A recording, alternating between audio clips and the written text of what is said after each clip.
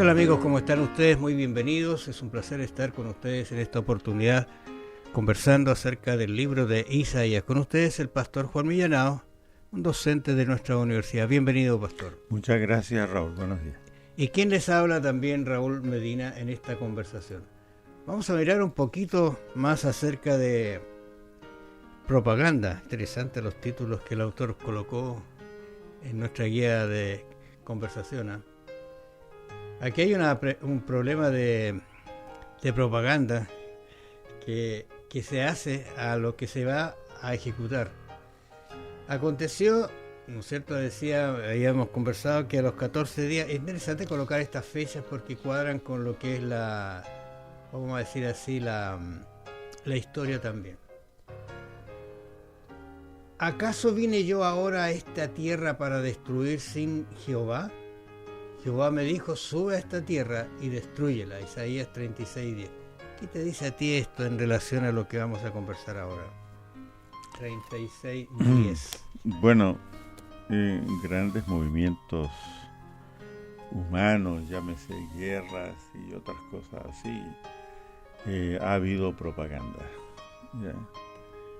Y no lo tratamos en la sección pasada, pero los asirios no solamente eran crueles, sino que eran inteligentes también, ¿ya? Y seguramente proclamaron a voz alta, de manera que el pueblo escuchara este mensaje de intimidación, ¿no? Esto que ustedes no pueden confiar en Egipto porque es un gobierno débil, no los van a ayudar. No pueden depender de Jehová,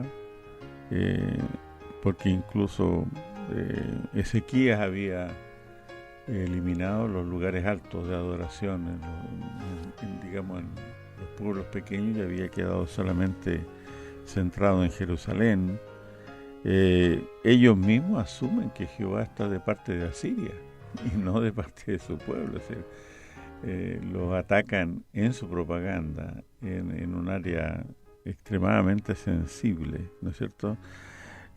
Ustedes tampoco tienen hombres entrenados, no tienen soldados, etcétera, ya, que puedan montar a caballo, y así no tienen alimento ni bebida. Ríndanse y ahí viene la oferta, van a recibir un buen trato. Que realmente que los asirios digan que le van a dar un buen trato a la gente, eso era una mentira del porte de una catedral, ¿no? Pero son astutos, ¿no? Y esta es la propaganda. Y en la Biblia se nos dice que los hijos de las tinieblas en muchos aspectos son más astutos que los hijos de Dios. Y eso es solamente para enfatizar que la única defensa de los hijos de Dios es su Dios, no su inteligencia ni su astucia. Lo interesante es que esta mezcla de verdades, como tú lo mencionas, media verdades y medias mentiras, ¿no es cierto?, no convenció al pueblo. Sí. Porque la mayoría de ellas eran falsas. No pueden confiar en Egipto, claro, es verdad, pero como tú decías, no pueden confiar en Dios. Y eso no podía. Eso era una blasfemia. La verdad que la arrogancia de este personaje que vino aquí a tratar de convencerlos, no logró hacerlo eso.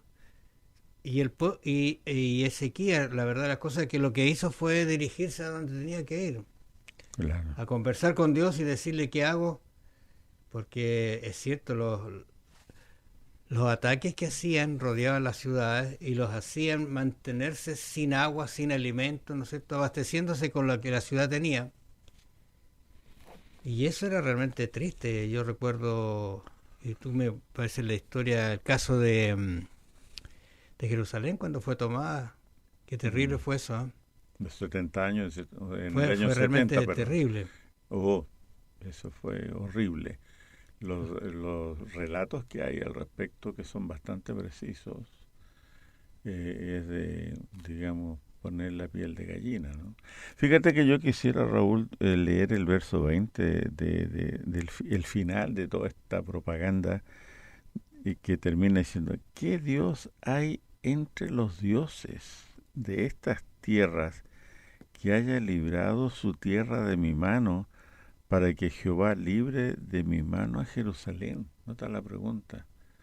pero esto es una pregunta de suprema arrogancia, Claro. ¿no es cierto? Es decir, aquí lo que vemos es más allá de una guerra de ejércitos, de propaganda, de reyes, no, aquí hay un conflicto entre deidades, ¿ya? Y en la Biblia, una y otra vez, estas falsas deidades, ídolos, mudos, ¿no es cierto?, que Israel generalmente ironizó al respecto, porque son de madera o de otro material, mudos, no responden. Ellos quieren poner sus deidades por encima del verdadero Dios, ¿no? Este finalmente es el conflicto de la Biblia, ¿ya? De tapa a tapa, un conflicto de a quién vamos a adorar. Y nota usted la arrogancia de estos pueblos paganos, de hacer preguntas, ¿no es cierto?, matizadas con elementos históricos de verdad, pero en el fondo es qué deidad será la ganadora, quién tiene más posibilidades de ganar en este conflicto. Y Satanás y su agente piensan que ellos van a ganar. Ya está, Satanás está derrotado, ya sonó la campana, pero él no reconoce su derrota, ¿ya? Y esa es la realidad que estamos viviendo hoy. Satanás es un enemigo derrotado por Cristo en la cruz, pero continúa siendo temerario y arrogante. Y nos engaña creyendo que él tiene razón y que él va a favor, o sea, lo que él propone es lo mejor. Ahora lo interesante es que Ezequiel toma un amparo bastante decidor. Yo estoy pensando que a veces a nosotros, Juan, yo creo que nos pasa frente a la situación que ahora está pasando el país, y no solamente el país, sino el mundo entero. Uh-huh. Tú sabes, están llegando las vacunas y aparece cualquier cantidad de... Yo pensé que tú estabas para ir a vacunarte, pero me equivoqué. Estamos en las primeras listas, me parece. Y quizás usted también y tiene problemas, quizás, amable oyente, pensando, pero ponga su confianza en Dios. Cuéntele a él su problema, que tiene miedo, a lo mejor tiene temor. Y aparece tanta cosa así como propaganda, ¿no es cierto?, para asustarnos y siempre debilitar nuestra confianza en Dios. Y siempre tú ves que es una mezcla de verdad y mentira. Claro. Es digamos, lo que parte en el Génesis 1, ¿no es cierto?, en el huerto del Edén. ¿Con qué Dios? No, y conoceréis, ¿qué cosa? Y seréis como el Dios. El bien y el mal. Sí, es decir, nosotros no estamos luchando contra el mal.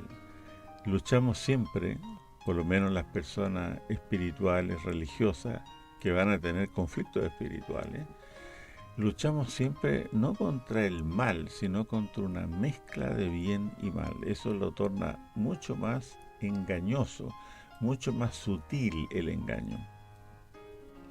Yo creo que nosotros deberíamos, como dice Pablo a los filipenses, ¿no es cierto?, por tanto, amados míos, como siempre habéis obedecido, no como en mi presencia, interesante eso, lo que el énfasis que hace Pablo, no sé, solamente, sino mucho más ahora en mi ausencia, ocupados, dice, y aquí viene lo importante, ocupados en vuestra salvación con temor y temblor, porque Dios es el que en vosotros produce así el querer como el hacer por su buena voluntad. Ese es el meollo, ese es el final del problema. No importa la propaganda, no importa lo que nos llegue, que nos distrae, nos quiere separar, ¿no es cierto?, de la confianza en Dios. No, Él tiene poder sobre las tinieblas y Él va a vencer, y si nosotros estamos a su amparo, vamos a ser de los vencedores. Amables oyentes, vamos a dejar hasta acá nuestra conversación, seguiremos mañana. Bendiciones.